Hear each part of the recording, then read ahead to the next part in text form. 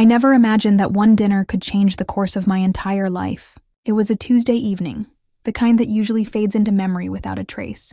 I had just finished preparing Ethan's favorite grilled salmon with lemon butter sauce, and I set the table with extra care. Something inside me said I needed to. Maybe it was intuition, or maybe it was the way he'd been acting for weeks distant. Distracted, his phone always face down. We sat in silence for most of the meal. He was scrolling through his phone, barely acknowledging me. I swallowed my frustration and tried to make conversation, but his responses were short and cold. It wasn't always like this. We used to laugh until our stomachs hurt, stay up late talking about dreams and fears. But lately, he was just a stranger sitting across from me. When I asked him if something was wrong, he sighed, set his fork down, and looked at me not with anger, not even with sadness, but with indifference. "I'm not happy anymore," he said flatly. "I think we need some space." Those words pierced through me. I asked if there was someone else, and his silence was louder than any confession. That night I couldn't sleep. I lay in bed replaying our last 2 years together, wondering where I went wrong. I blamed myself. At first, maybe I was too clingy, too emotional, too invested. But then I remembered all the times he'd come home late without explanation. The lipstick stains on his shirts he swore were just my own, and the way he flinched when I touched his phone. I decided I wasn't going to be the kind of woman who cried herself to sleep while he chased after someone else. I was going to be the woman he wished he'd never hurt. And my name is Avery Callahan. The morning after Ethan dropped the bomb, I made him breakfast like nothing happened. Scrambled eggs, toast, his favorite dark roast coffee served with a smile. He looked surprised. He probably thought I'd be begging him to stay, sobbing into my pillow, drowning in despair. But I had no tears left. I was already shifting into someone else, someone who would unravel everything he thought he could hide. As soon as he left for work, I started my search. I wasn't new to this game. I'd seen enough crime dramas and read enough Reddit threads to know how cheaters operate. I started with his email. He was too cocky to log out. A quick search of common keywords: hotel, baby, love you, and boom. There it was. An email thread with someone named Sophie, filled with heart emojis and secret plans. Apparently, they'd been seeing each other for months. She thought he was divorced. How sweet. I clicked through photos, screenshots of flight confirmations, dinner reservations, even one of them kissing in front of a cabin in Vermont. My hands trembled, not with sadness, but with rage. He hadn't just lied to me. He'd built a parallel life, one where I didn't exist. I wanted to scream, but instead I smiled. Next, I checked our shared bank account. He hadn't noticed that I still had access. Thousands of dollars gone. Romantic getaways, luxury gifts, restaurant bills he'd spent our savings on her. Money we'd been setting aside for a down payment on a house. A life together. What a joke. I took screenshots of everything. Then I called my lawyer friend, Naomi. She owed me a favor, and she was more than happy to help me draw up a plan. "You're not getting mad," she said. "You're getting smart." While Ethan was busy playing house with his little secret, I was drafting mine. I wasn't just going to confront him. I was going to expose every lie, every betrayal, every ounce of cruelty he'd buried beneath charm and false promises. And when I was done, he wouldn't just lose me. He'd lose the perfect image he'd built at work, in our friend circle, even with his family. But first, I needed to watch a few more pieces fall into place. So I smiled when he texted me that night, saying he was working late. Of course he was. I waited until the next Thursday. He always worked late on Thursdays. He left in a rush, kissing my cheek like nothing was wrong. I returned the gesture with a soft smile, the kind that once meant love. Now it meant war. I followed him. He didn't notice me 2 cars behind. I kept the headlights off, my heart pounding like a war drum. He drove across town to a neighborhood we never had any reason to visit. The kind with boutique cafes and overpriced apartments. He pulled into a small parking garage, and I watched him grab a bouquet of white lilies from the passenger seat. That bastard. I waited 2 minutes before following on foot. He entered an apartment building with a keypad lock. I didn't need to go in. My answer came just a few moments later, when I saw her step out onto the balcony. Sophie, she looked exactly how I imagined, young, polished, and entirely unaware that her dream man was a walking fraud. I snapped photos from the sidewalk. Him handing her flowers. Him leaning in to kiss her. Her laugh, floating down to me like ash from a fire I hadn't even started yet. I should have cried. Instead, I started smiling again. The next day, I printed the photos and mailed them to his office in an unmarked envelope. I also sent a copy to his mother. She always adored me. I knew she'd call him immediately, not to comfort him, but to ask what the hell he was doing with someone who wore denim on denim like it was 2004. He had no idea what was coming. But it wasn't enough. I needed more. Not revenge for the sake of it, but justice. He wasn't just a cheater. He was a manipulator. A liar. He made me question myself, gaslighted me into silence, and walked through our marriage like it was his personal stage. So I dug deeper. Naomi helped me pull his phone records. Turns out Sophie wasn't the only one.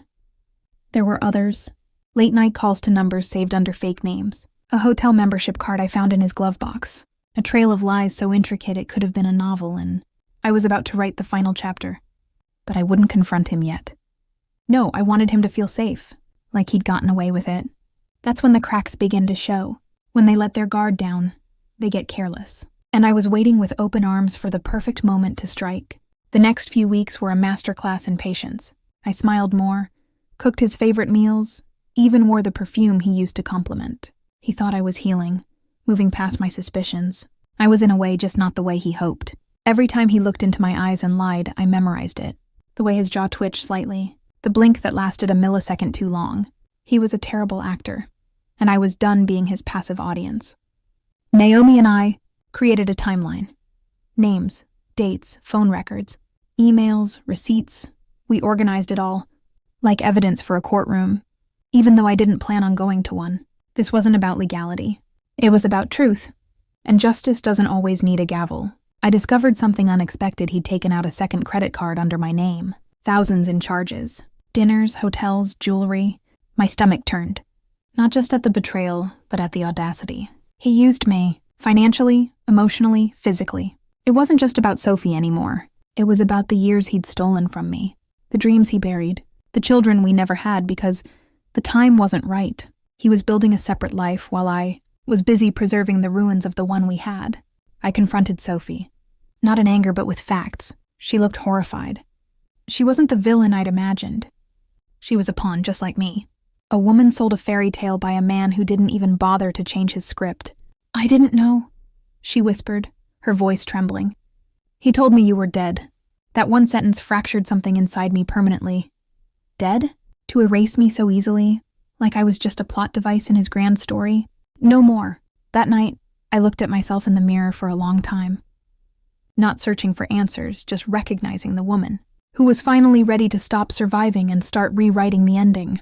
I printed copies of the files Naomi and I compiled. One went to his boss, one to his HR department, one to our mutual friends people he still smiled at while pretending to be the devoted husband. And one was hand-delivered, in a red envelope, on our 8th wedding anniversary, taped to the steering wheel of his car. Inside, a note. You broke our vows. I rebuilt the truth. Enjoy your freedom. He hadn't read it yet, but I already felt lighter. He had no idea the storm was about to begin and I was the thunder. It didn't take long. The morning after I left the red envelope in his car, I watched from my office window as he stood frozen in the driveway. His posture stiffened. His hands trembled as he read each line of the note. I could almost hear the silence stretching between each beat of his racing heart. The mask he wore so effortlessly confident, composed, charming, began to slip. I could see it, even from a distance. By lunchtime, his phone was blowing up. First from HR, then from his boss, then from mutual friends asking why they'd received a Dropbox folder titled The Truth About Jason. I didn't respond to any of them. I let the evidence speak for itself. Emails of him mocking me. Screenshots of his text messages calling me dead weight. Photos he'd sent Sophie, the same photos he once took of me, reused like I was disposable. The narrative was collapsing. He showed up at my door that evening, pale, breathless, eyes wide with disbelief. You ruined my life, he hissed through clenched teeth. I didn't flinch. No, Jason, I revealed it. You ruined it all on your own. He started to beg, to apologize, a desperate act with no conviction behind it. He wasn't sorry for what he did. He was sorry he got caught. That's when I truly saw him. Not the man I fell in love with. Not the partner I had spent years defending, but the coward who never thought I'd fight back. He asked for another chance. I gave him silence. The next morning, I filed for divorce. Sent him the papers through our lawyer. No dramatic scene, no emotional breakdown. Just a clean break. But I wasn't done. Because this wasn't about revenge anymore. It was about reclamation of my voice, of my time, of the version of me that once believed love had to hurt to be real. I dyed my hair. Something bold. A color he always said didn't suit me. I wore it proudly. Naomi and I went out, laughed until our cheeks hurt. I started taking long walks again, not to escape, but to breathe. I wasn't just healing, I was becoming. And Jason? Well, Jason was just getting started with the consequences. The first morning after Jason moved out was unsettlingly quiet. No sound of his electric toothbrush humming. No aggressive tapping on his phone screen as he fired off early emails. No passive-aggressive sighs over breakfast. Just silence. I sat on the kitchen floor with a cup of coffee, unsure whether to cry or celebrate. Naomi stopped by with bagels. It's weird, right? Peace and panic living in the same breath, she said. I nodded, eyes damp but smiling. Because she was right. Freedom was beautiful but also unfamiliar. For years, my world was tailored around Jason's moods, his preferences, his judgments. I second-guessed every outfit, every joke, every decision. My identity had quietly molded itself into what he found acceptable, and now the mold was gone, which meant I had to decide who I was without him. So I started small. I bought plants. 6 of them.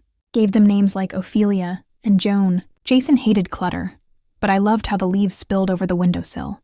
I turned the guest room, once his office sanctuary, into an art space. I hadn't painted since college, but the moment I touched the brush, something ancient stirred in me. A version of myself I thought I'd lost in the folds of his shadow. One day I danced in the kitchen while dinner simmered on the stove. Another day, I signed up for a kickboxing class. I laughed louder, walked slower, stopped shrinking in rooms. But healing isn't linear.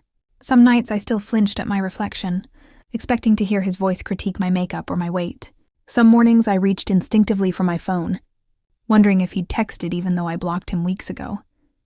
That's trauma's echo. It lingers in muscle memory long after logic kicks in.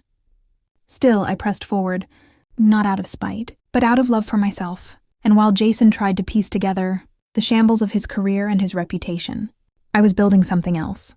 A life. One rooted in truth, autonomy, and a newfound reverence for my own story. Because for the first time in years, I wasn't playing a role in someone else's script. I was writing my own. The days that followed were a whirlwind of mixed emotions, grief, confusion, and a relentless curiosity that tugged at the edges of my mind. I kept replaying everything I knew about my father, searching for the moments that might have hinted at something deeper, something hidden. I started visiting the library more frequently, pretending to be working on a genealogy project, while subtly asking the local historian about my family. To my surprise, he grew silent the moment I mentioned the name Turner. There's a reason people don't speak much about the Turners, he finally muttered one afternoon, his voice low and wary. Your family's legacy runs deep around here, and not all of it is noble. I pressed for more, but he waved me off, nervously glancing over his shoulder. That night, I returned home with my thoughts spiraling. What could he possibly mean? What dark history was woven into my bloodline? Curiosity gave way to obsession. I began searching the attic for old documents boxes filled with letters, photographs, and even journals my father had tucked away. One letter, dated nearly 30 years ago, was signed by someone named William Granger. It spoke of debts paid in blood, of loyalty to a cause I didn't understand, and of my father's involvement in something called the Pact. That word, it leapt out at me with an almost supernatural chill. I flipped through the rest of the box until I found a small, leather-bound book. The journal was written in my father's own handwriting. The entries began like any ordinary diary work. Family, frustrations. But as I read further, they became darker, more cryptic. One entry read, "She knows too much. If the truth gets out, the town will turn on us. But it's the price we pay to keep the peace." I sat there, frozen. Who was she? What truth? And what did he mean by keep the peace? The shadows that danced across the attic walls felt heavier than before, almost like they were watching me. I clutched the journal close, knowing this was just the beginning of unraveling, a story far bigger and more dangerous than I'd ever imagined. Sleep became a luxury I could no longer afford. My nights were filled with feverish dreams of shadows whispering names I didn't recognize, and I'd often jolt awake with my heart racing, drenched in sweat. By day, I buried myself in my father's journal, trying to make sense of the spiraling mystery that had suddenly redefined who I was. The deeper I delved, the more I discovered references to a group simply called the Circle. The entries hinted at clandestine meetings, old rituals, and a code of silence passed down through generations.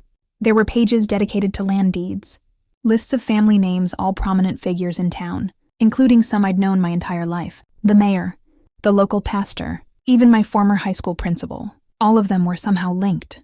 A recurring phrase kept appearing in my father's writing. "The blood remembers." I didn't know what it meant, but the words clung to my mind like an echo, as though they belonged to something ancient and relentless. I couldn't help but wonder, was I meant to carry this legacy forward, or was I its last thread? I decided to confront the one person who might be willing to speak, Mrs. Dorsey, an old neighbor who had once been close to my mother. She lived alone in a creaky house on the edge of town, rarely seen and often gossiped about. I knocked on her door late that afternoon, journal in hand, unsure if she'd even recognize me. She answered slowly, her expression guarded but not unkind. When I told her who I was, her eyes softened with what looked like pity. "I always wondered when you'd come," she whispered, almost to herself. She invited me in and served tea in chipped porcelain cups. I handed her the journal, and as she flipped through it, a deep sadness settled over her face. "Your father was trying to protect you, Alyssa," she said quietly. "But he was also trapped. They all were. The circle doesn't forget. It doesn't forgive." I asked her what the circle wanted.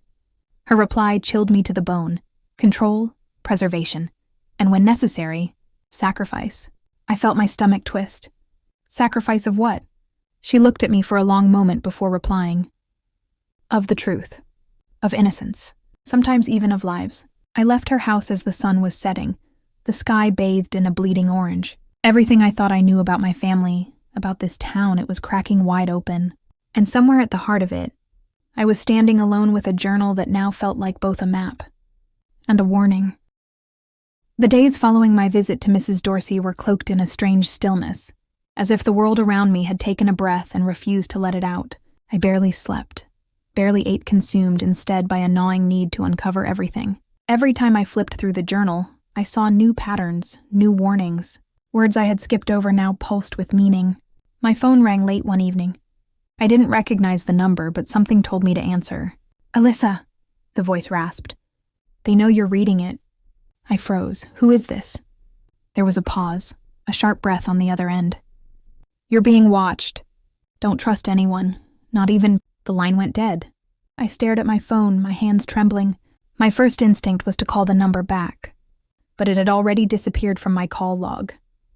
I wasn't just imagining things anymore, this was real. I was caught in something far more sinister than I had dared to believe. That night, I double-locked every door and window, yet still felt exposed. I pulled the curtains shut and turned off every light. But sleep didn't come. Around 2 a.m., I heard the soft crunch of gravel outside. I peeked through a slit in the curtain. A dark figure stood at the edge of my yard, just beyond the glow of the street lamp. I didn't blink. Neither did they. After what felt like forever, the figure turned and walked away, no rush, no panic, just deliberate. By morning, I was a wreck. I knew I couldn't face this alone anymore. I called Vanessa, my childhood friend, someone I hadn't spoken to in over a year. She was always the one to ground me when everything else was spinning out of control. I told her I needed to see her immediately. She agreed to meet at a small diner on the outskirts of town, one of the few places not tied to any familiar names in my father's journal. When I arrived, she was already seated, her eyes widening when she saw the state I was in. "God, Alyssa, what's going on?" I slid the journal across the table. She flipped through it slowly, her brow furrowing. This is insane. Your father kept all this?" "Yes, and there's more. Someone called me last night, said I was being watched. I saw someone outside my house." Vanessa leaned in, her voice low. "Have you thought about going to the police?" I almost laughed. "The police chief's name is in that journal. So is the mayor, the church, the bank, everyone." We both fell silent, the weight of it sinking in. "I believe you," she said finally. "And I'll help you. But you need to be smart. No more poking around on your own." We left the diner together, a pact silently forged between us. Whatever this was, I wouldn't face it alone anymore. But as we pulled out of the parking lot, I caught sight of a black SUV across the street, engine running, tinted windows. It didn't follow us. It didn't have to. It was a message. Vanessa insisted I stay at her place for a while. And though I felt like a coward, I agreed. Her apartment was small but warm, nestled above a florist shop she worked part-time at. We spent the next day trying to act normal, making breakfast, drinking coffee, pretending my world hadn't tilted off its axis. But neither of us could ignore the weight of the journal, sitting on her kitchen table. "There's a pattern here," Vanessa said as she flipped through the pages. "Look, dates, initials, locations. It's almost like your dad was tracking something, or someone." She was right. The entries weren't random. The same names popped up repeatedly. A woman named ML appeared 5 times across different years, always linked to strange disappearances or silent settlements in the town. I remembered her from my childhood, Margaret Little, the reclusive woman who lived 3 blocks away from us and vanished one summer without explanation. Everyone said she'd moved away. My father never corrected them. The more we dug, the more connections we found. Payments traced to local banks, coded language around real estate deals, references to cleansing, and a place called The Retreat. "The Retreat?" Vanessa asked, eyebrows raised. "What the hell is that?" I didn't know, but my stomach twisted at the word. That evening, Vanessa went out to pick up some groceries, insisting I stay in. I used the alone time to reread an entry I had flagged. It was dated exactly 2 months before my father died. "The girl is asking too many questions. Her eyes are too much like her mother's. I told her the lies we agreed upon, but she doesn't believe them anymore. I fear the legacy will fall into the wrong hands." I slammed the journal shut. Was he talking about me? My thoughts were interrupted by the sound of a key turning in the door.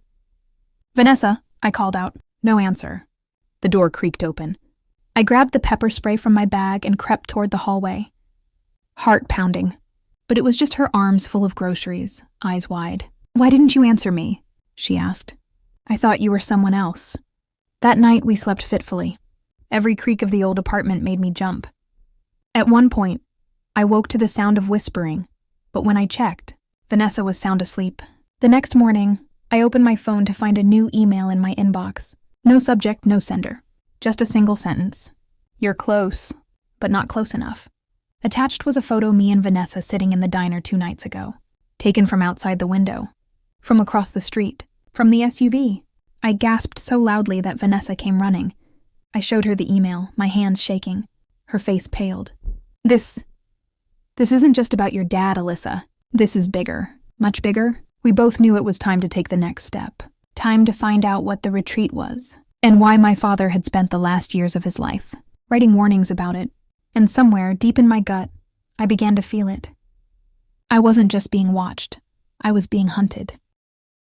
The next day, Vanessa and I drove 2 hours north to a small town that had been mentioned several times in the journal, Hollow Creek. It was the first place my father had written about the retreat. We didn't know what we were looking for, but we both felt the same gnawing urgency. Answers lay there. Hollow Creek was eerie in daylight, a single main street, a diner, a gas station, and rows of decaying houses with peeling paint. It looked like a place time had forgotten, the kind of town where people didn't just disappear, they were quietly erased. At the local library, we combed through old newspapers. Vanessa found something buried in the back issues, an ad from 15 years ago. Looking to heal from the past? The Hollow Creek Retreat welcomes select souls. Seclusion, silence, and salvation. No phones, no roads, no contact. It was signed only, The Circle. My stomach flipped. My father had mentioned The Circle several times, but always in coded ways. Like he was afraid even the journal could be used against him. A wrinkled librarian named Ruth shuffled over to us, squinting at the headline. "You two aren't the first ones to ask about them," she whispered. "But you should be the last." Vanessa leaned in. "You've heard of The Circle?" Ruth hesitated. They were outsiders, bought land up in the hills, claimed to offer healing. Some people went there and came back changed. Others never came back at all. I asked if she remembered any names. She looked directly at me and said, "Your mother was one of them, wasn't she?" I froze. "How did you know who I was?" "I remember those eyes," she said quietly. "Just like hers." We left the library with a name, Elias Stone, the supposed founder of The Circle. My father had written his initials ES in the margins of several entries, always accompanied by phrases like, "not to be trusted," and "the puppet master." Vanessa and I found a small hiking trail outside, town that led toward the old retreat grounds. Locals avoided it now, claiming the place was cursed, but we needed to see it. The forest grew denser the farther we went. Birds fell silent. Even the air felt thick with something unseen. After nearly an hour of hiking, we came to a clearing, and there it was. A crumbling lodge swallowed by ivy and shadows, windows boarded up, the paint faded to gray. A rusted sign hung askew by the door, "Welcome to the Hollow Creek Retreat." Vanessa reached for my hand. "Are we really doing this?" I nodded. "We've come this far." As we stepped onto the porch, I noticed a small symbol carved into the wooden beam, a circle with 3 arrows pointing inward, the same symbol from my father's journal, the same one I'd seen in my dreams. And then we heard it, a creaking noise from inside. Someone or something was still here. The creaking grew louder as we stood frozen on the porch of the Hollow Creek Retreat. Vanessa squeezed my hand so tightly it hurt, and I realized I was holding my breath. The sound was rhythmic now, like someone pacing inside. "We should leave," Vanessa whispered. But I was already reaching for the door. I didn't know what compelled me, curiosity, anger, or the need to confront whatever haunted this place. But I turned the knob. It was unlocked. The air inside was musty and stale, like a tomb sealed for decades. Dust floated in the streams of light, cutting through cracks in the boarded windows. We stepped inside, and the floor groaned beneath our feet. The lodge was in ruin-broken furniture, rotting curtains, and remnants of what might have once been a community. Space, a fireplace with ashes, still lingering, bookshelves filled with old spiritual texts, and a corkboard covered in faded photographs. Dozens of faces stared back at us, some smiling, some hollow-eyed, some crossed out in thick red ink. Vanessa pointed to one photograph. "That's your mother." She was younger, but her face was unmistakable. She stood beside a man I didn't recognize, bald, tall, with a piercing gaze. Behind them, other retreat members smiled stiffly for the camera. The back of the photo was labeled Circle Gathering, August 2008. Then we heard it again. Footsteps this time above us. Vanessa's panic flared. "We need to go now." But I was rooted to the floor. The journal. My father's notes. They had all pointed here. We had to know. We climbed the creaking staircase slowly, each step protesting under our weight. The upper hallway was dark, but a single door at the end was slightly ajar. Light flickered within. I pushed it open. The room was lit by dozens of candles placed in a circle, and sitting cross-legged in the center, facing away from us, was an elderly man with long, silver hair and weathered skin. He didn't flinch when we entered. "I've been waiting," he said, voice like gravel. "She said you'd come." I stepped forward. "Who are you?" He turned slowly and I gasped. His eyes, icy blue, were familiar. "I'm Elias Stone," he said. "And you are Evelyn Miller." I blinked. "How do you know my name?" "Because I named you," he said. "After your mother begged me to save you." Vanessa reached for her phone, but Elias lifted a hand. "No need for fear. I don't harm guests. Not anymore." I stepped into the circle. "My mother, is she alive?" He nodded. "She lives. But not as you remember. The circle changed her. She changed all of us." I asked, "Where is she?" He smiled sadly. "You're not ready." Frustration surged through me. "You don't get to decide that?" "I came here to find the truth." Elias looked up at me, eyes gleaming. "Then you must learn it." As we all did. Through the ritual, Vanessa yanked my arm. "Evie, no. We're leaving." But something inside me pulled toward that circle, toward answers buried deep. I looked down at the floor and saw it again. The symbol. The circle. My past. I stood at the edge of the candle-lit circle, heart pounding, torn between fear and the need for truth. Vanessa gripped my arm tightly, whispering fiercely, "Evie, please. We don't know what this is. This man, he could be dangerous." But I shook my head. "If there's any chance my mother is alive, I have to know. I can't keep running from this." Elias watched us with a calm, almost reverent expression. "You've already taken the first step, Evelyn. The circle has been calling you for years. It's in your blood." He gestured to a spot opposite him inside the circle. "Sit and I'll show you what was hidden. What your mother wanted you to understand." I hesitated only a moment before stepping inside. Vanessa cursed under her breath and backed away from the circle's edge, her eyes darting nervously around the candlelit room. I lowered myself to the floor. The air inside the circle felt different, heavier, as if charged with some invisible current. Elias closed his eyes and began to chant softly, his voice ancient and melodic, the words foreign but oddly familiar, like a lullaby I'd forgotten I knew. Then the room shifted.